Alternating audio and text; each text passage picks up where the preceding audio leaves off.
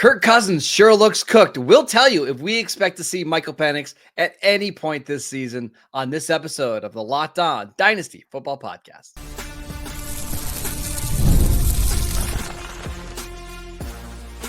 You are Locked On Dynasty Football, part of the Locked On Podcast Network. Your team every day. Here are your hosts, Marcus Mosher and Kate Madjuk. Welcome back to the Locked On Dynasty Football Podcast, part of the Locked On Podcast Network, your team every day. We'd like to thank you for making us your first listen of the day. Today's episode is brought to you by Gametime. Download the Gametime app, create an account, and use promo code LOCKEDONNFL for $20 off your first purchase. Welcome back. I am your host, Marcus Mosher. You can follow me on Twitter at Marcus_Mosher. Joining me today, as always, is Kate Madjuk. You can follow her on Twitter at Kate Madjuk. I'd like to thank Kate for holding down the show yesterday while I was out. Back today, we're gonna have a great show. Okay, let's break down some of the Monday Night Football action. Which, if you happen to skip it, you did not miss much. We'll just say that. Let's actually start with the second game, the Falcons and the Raiders. Kirk Cousins had his best game in a month and a half, and he was awful, which tells us kind of where Kirk Cousins is at right now. Is Kirk Cousins officially cooked? Here's the thing. I kind of came into the season with tempered expectations, right? Came out week one against the Pittsburgh Steelers, a tough defense, but he looked completely immobile, wasn't able to do much of anything. But there was still the notion that, like, okay, maybe he's going to get into rhythm as the season goes on and as he gets further out from this season-ending Achilles injury. But he's actually looking worse week by week by week. He's just not looking any better over the past few weeks. Like, it's just the playmaking is not there. If it weren't for that one touchdown to Drake London, which I'm going to be honest, like, it still felt kind of meaningless because of just how bad the play was across the board. That was his only passing touchdown, literally dating back to week 9. I don't know what is with the fall off, but over the past month, Kirk Cousins looks absolutely void of arm strength, of zhuzh, if you will. Shush, that's a new word. I've never heard of that before. I'm kind of jealous. There were a couple throws last night. There was one, I think, to Darnell Mooney on like a sit route where Kirk put everything into it. I mean, everything into it, and it just skipped across the ground. Like, it was rough. He had the interception to Robert Spillane in the middle of the field where he threw it into triple coverage. Now, Raheem Morris, the Falcons head coach, has been pretty adamant that they're keeping Kirk Cousins in the starting lineup. But I didn't get that same feeling watching his post-game press conference yesterday. He said that Kirk needs to be better. We need to evaluate all things. There's only 3 games left in the year, and I don't know if you make the switch with 3 games left in the year. But, Kate, I don't know. I mean, like, it's pretty clear he's holding back everybody in the offense. And this wasn't the case earlier in the year. Like, you remember those Tampa Bay games where he was throwing the ball all over the field. I don't know what happened. I don't know if he's dealing with an injury. I don't know if his arm is just dead because he's had to rely on it more this year than in previous years. But he just doesn't look good right now. I mean, it is super bizarre. From like a stretch from, let's say, week 5 to week 8, right? Those two Tampa Bay matchups threw 8 touchdowns, 1 interception over those. And he looked good. That's the thing. He looked good. Yeah, and like I'm not here to say that the Tampa Bay Bucks are like a secondary to fear, but they've got a couple of playmakers, and you know what? Like, that's what you want to see from your quarterback, is being able to take advantage of bad matchups, and he was doing that. So I think that's what's most perplexing, is that we have seen him perform. It almost seems like he has like a case of the yips or something. Like, there is some mental block there, because he doesn't even look mentally in the same capacity as the Kirk Cousins that we've grown to know over the past few years. 9 interceptions, Marcus. 9 interceptions dating back to week 10. I mean, that's just not going to cut it. 112 passing yards against the Raiders. Which we should mention, like, no Max Crosby in this game, no Charles Snowden, their other starting defensive end, who was out because of a DUI that he got this week. You know, honestly, was the most telling here, Kate, is that The Falcons scored 9 points in the first half of this game, and they threw a combined 17 passes throughout the entire game. Like, I think Zach Robinson, the Falcons OC, knows that Kirk doesn't have it anymore, and he's trying to design a game plan around it. I mean, they had 37 rushing attempts yesterday. Like, I think he knows that the offense is cooked with Kirk Cousins under center. And my only question from you or to you in a dynasty, sense is, we know that he's probably going to finish out the year. Is there any chance in your mind that Kirk Cousins is the starting quarterback of this team week 1, 2025? No, which super unfortunate because obviously the team invested a lot of money and usually I like to follow the money when it comes to dynasty because that can give playmakers, maybe some extra chances if they have a big financial investment backing them. But I don't think that that's going to be the case here with Kirk Cousins because to match that financial investment that they made in Kirk, they also made a pretty significant investment in Michael Penix, who drafted 8th overall. That was the biggest shock of the entire draft. You have 4 games this year from Kirk Cousins with multiple passing touchdowns.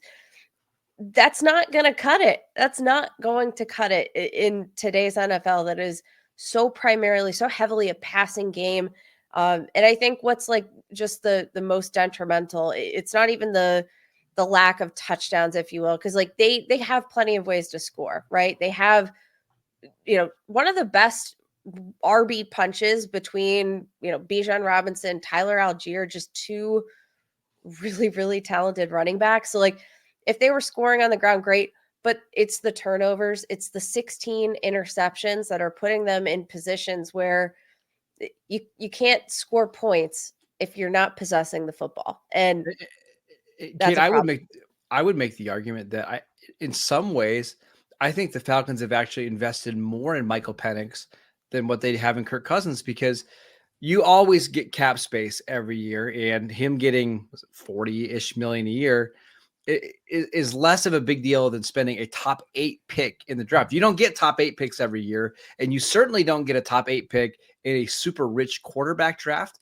which this certainly was with Caleb Williams, who we'll get to in a minute, Jaden Daniels, Drake May, Bo Nix. Like, there's just not many opportunities that way. So I think the Falcons are going to be leaning heavily on Michael Penix in 2025. I think the only question is, do they cut Kirk Cousins?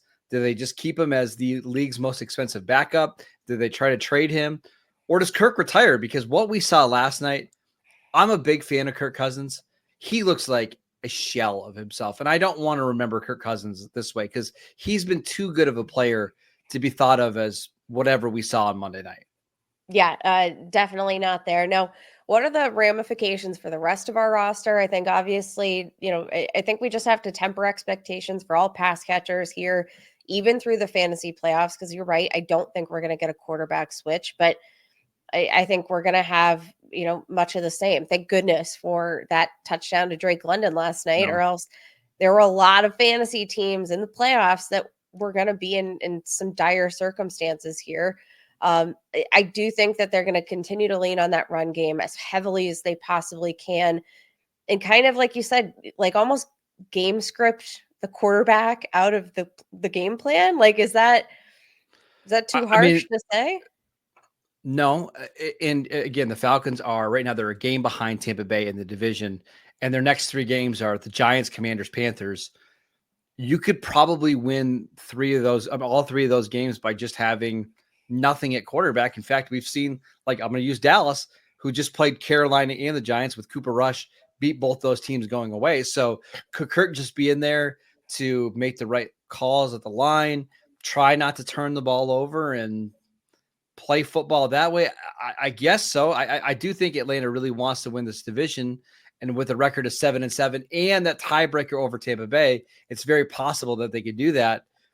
But man, if I was the front office of the Falcons, I would be wondering, hey, we could host a home playoff game. Why don't we give our rookie quarterback, who can actually throw the ball down the field and make some plays with his legs, a chance? I think we're getting closer and closer to that being the outcome here. Definitely getting closer in terms of like Kirk Cousins dynasty value, he has none. If there's anybody holding out hope, get rid of him, but you're probably not going to be able to move him for much. And you know what, Marcus?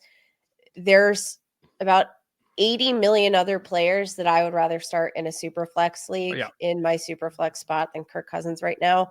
Let me ask you this real quick. I would start Jalen McMillan over Kirk Cousins in my super flex leagues. Which quarterback would you rather have for 2025? Aaron Rodgers or Kirk Cousins? Oof. I might go Aaron Rodgers just because I think he's arrogant enough to believe that he's not a shell of his former self. I think I trust Kirk Cousins to kind of look in the mirror and have a more accurate picture of himself than. Well, I could also see Kirk. He's got a family. He's got a beautiful wife. Just being like, you know what? I don't need the last 3 years to try to earn extra money. I've had a great career. Let me just kind of go off into the sunset. Well, I wouldn't be surprised if that's the outcome here. Let's talk about Caleb Williams, another quarterback who struggled on Monday Night Football. Are we concerned? We'll get to that next. This episode is brought to you by Gametime.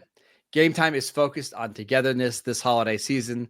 That means when you bring people together at live events, the experience is that much better. Gametime has a new feature called Gametime Picks that makes getting tickets for your live events even easier. Gametime Picks filters out the fluff to show you only the incredible deals on great seats, so you don't have to waste your time searching through thousands of tickets. There's so many great apps or features on the Gametime app. One of my favorite is the all-in pricing. You can toggle this feature. It will show your total up front with no surprise fees at checkout. Plus, you can get a panoramic view from your seat in the app before you buy. Take the guesswork out of buying tickets with Gametime. Download the Gametime app, create an account, and use promo code LOCKEDONNFL for $20 off your first purchase. Terms apply. Again, create an account, redeem promo code LOCKEDONNFL for $20 off. Download Gametime today. What time is it? Game time. This episode is brought to you by FanDuel. Get ready to tackle the NFL action with FanDuel, America's #1 sportsbook, because right now new customers can bet $5 and get $150 in bonus bets if you win. The FanDuel Sportsbook app gives you everything you need to place live bets on the NFL, all in one place. Listen, this is a great week to start betting on the NFL. We've got a game on Thursday. We've got games Saturday, Sunday, Monday. We've got games on Wednesday coming up on Christmas Day. Just football all the time. So when you get a hunch in the middle of the game, you can check out the latest stats, view live play-by-play, and so much more on the same page where you place your bets. Just visit FanDuel.com to join today. You'll get started with $150 in bonus bets if you win your first $5 bet. That is FanDuel.com. Never waste a hunch and make every moment more with FanDuel, an official sportsbook partner of the NFL. Welcome back to the Locked On Dynasty Football Podcast. We'd like to thank you for making us your first listen of the day. Kate, let's ignore the Raiders side of things in that Falcons-Raiders game because it was Desmond Ridder throwing to no receivers. I just don't care that much about the Raiders things. I want to go to the Bears side, though, because this Bears-Vikings game, we knew this was a tough matchup for Chicago. But, man, this was not a great Caleb Williams performance. What are your thoughts about Caleb Williams after we've seen him now for most of his rookie season? I'm going to be honest. I don't think there's any positive. There's not many positive. There are some positives, right? We've seen flashes of Caleb Williams in the player that the Bears went all in to draft, right? We've seen flashes, but we've also seen, I think, some of the deepest, darkest depths. I want to share with you, courtesy of PFF, some of his advanced metrics and percentile ranks among quarterbacks this year. Clean pocket grade, 12th percentile. Standard dropback grade, 24th percentile. First and second down grade as a passer, 10th percentile. Throws at or beyond the sticks, 12th percentile. Sack rate, 5th percentile. I know. 5th percentile. He has taken 10.3% sack rate. That's absolutely outrageous. And it does put him in these circumstances where you're just consistently playing behind. And I think that makes the offense more prone to mistakes. I felt like I was watching Bryce Young out there, and not Bryce Young that we're watching right now, Bryce Young from like weeks 1 and 2 who looked lost. I'm buying Kate. I'm still buying Caleb Williams. So this was an incredibly tough game. His left tackle was out, Braxton Jones. And I think the Vikings have one of the most aggressive defenses in the league. Well, one of the things we've seen from him over the last couple of weeks is he's fighting and he's surviving. And they've played some really good teams. Kate, look at their last 5 games that they played. Minnesota, San Fran, Detroit, Minnesota, Green Bay. Like, he's played some awesome teams. He's not thrown an interception in any of those games. Yes, the efficiency numbers are not there, but he's had multiple different play callers during that stretch. He's had his head coach get fired. He's had his offensive coordinator get fired. They've lost games in really weird ways, like the Detroit game, like the Commanders' Hail Mary game.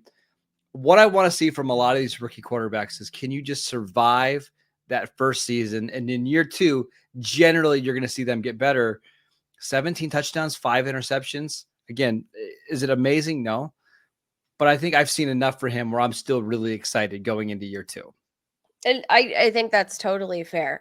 I, again, been a little, it's just, I think when you have such high expectations, this is the moment when you need to remind yourself that Caleb Williams is a rookie quarterback, right? And that despite the fact that this was a pretty intriguing situation for him to walk into, it wasn't perfect, especially in terms of like the coaching and setting him up for success in that regard.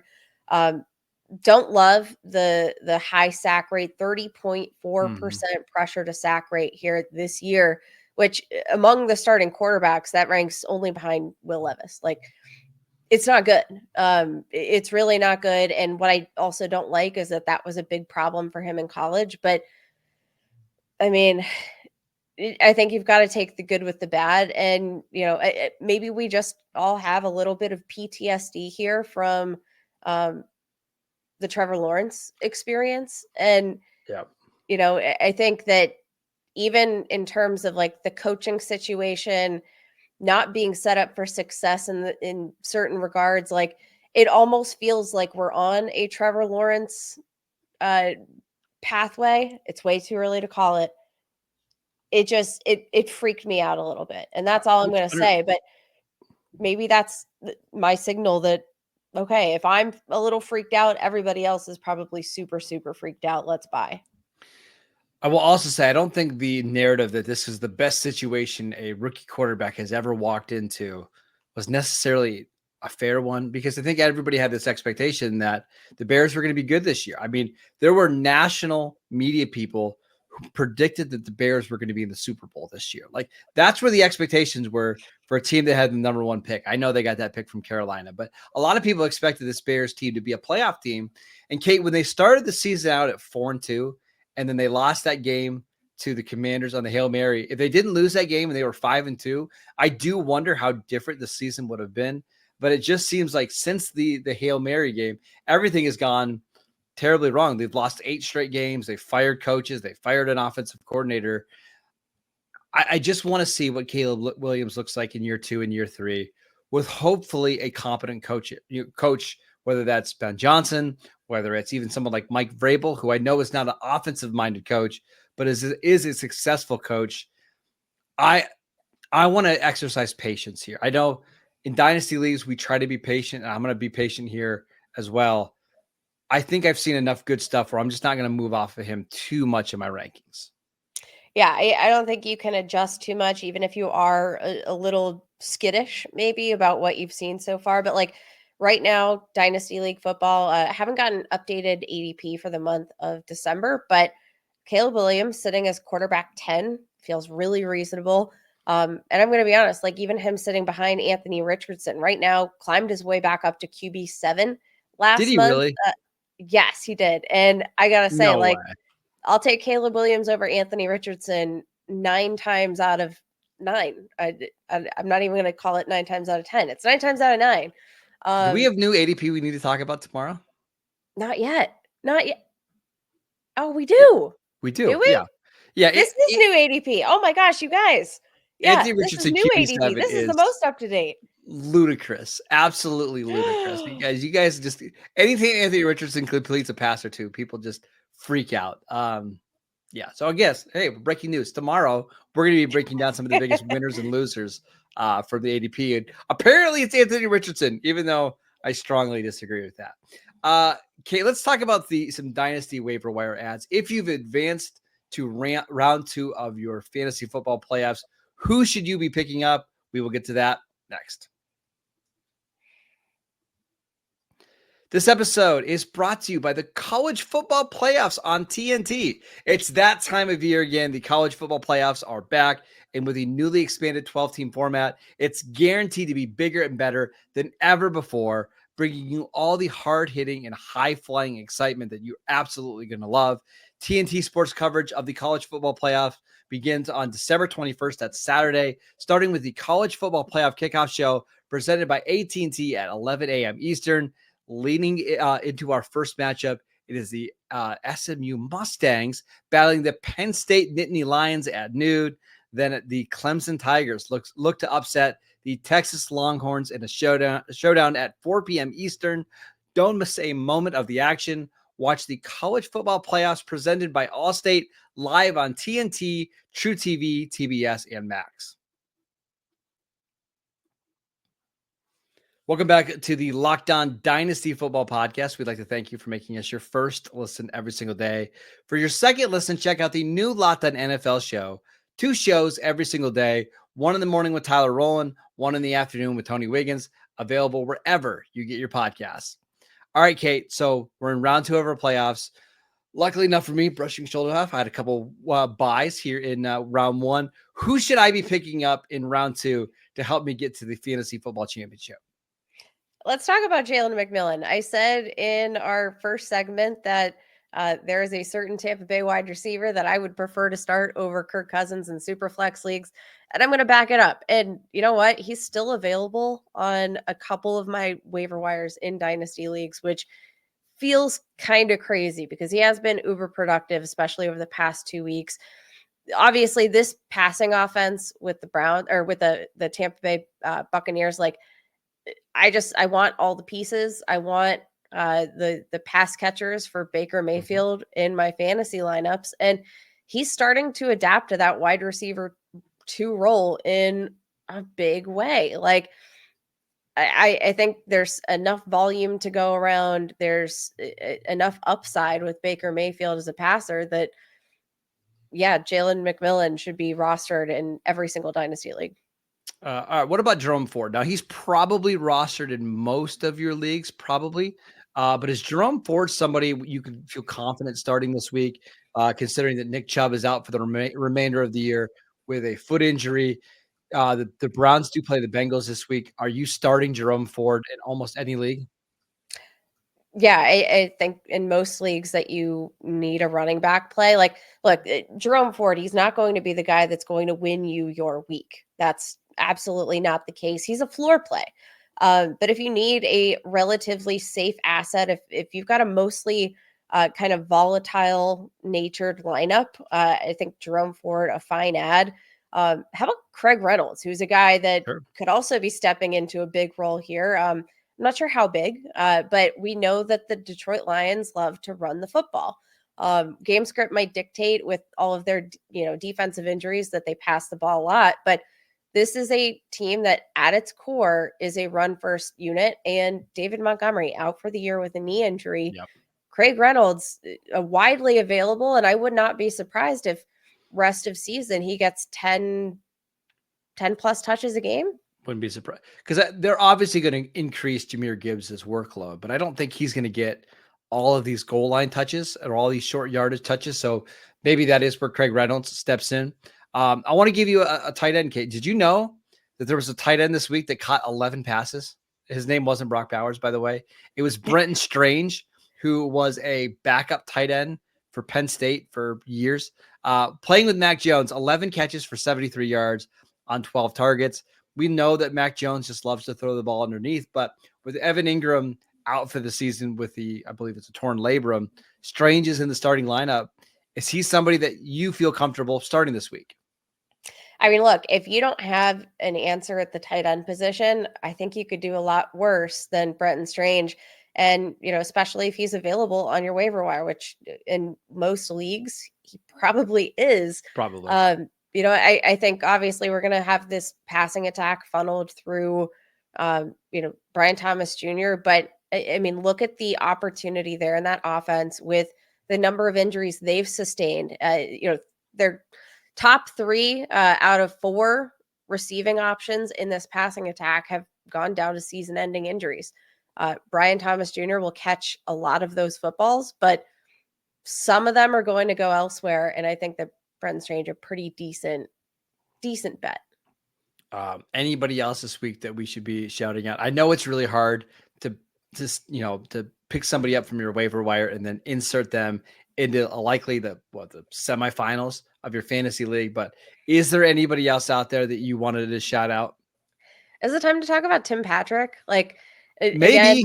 Again, we talked about the Lions already a little bit in terms of what could be available for Craig Reynolds, but Tim Patrick has been in an intriguing role. And like I said, with all these injuries on defense, we could see Jared Goff, maybe he's not going to hit upwards of 50 pass attempts a game, but I could see passing volume being much more significant than it was in the first half of the season. And Tim Patrick, 15 total targets over the past 2 weeks, 10 catches, 73 receiving yards, and 3 touchdowns. You could do worse. That's it for today's show. We want to thank you for making Locked On Dynasty Football your first listen every single day. On tomorrow's show, again, we're telling you, we're breaking down the latest batch of ADP from Dynasty League Football. Make sure you check out that show tomorrow. Apparently, everybody's just gone wild when it comes to Dynasty rankings. I don't get it. We'll break it down. Go follow Kate on Twitter at Kate Majuk. I'm at Marcus _Mosier, and we'll see you right back here on Wednesday.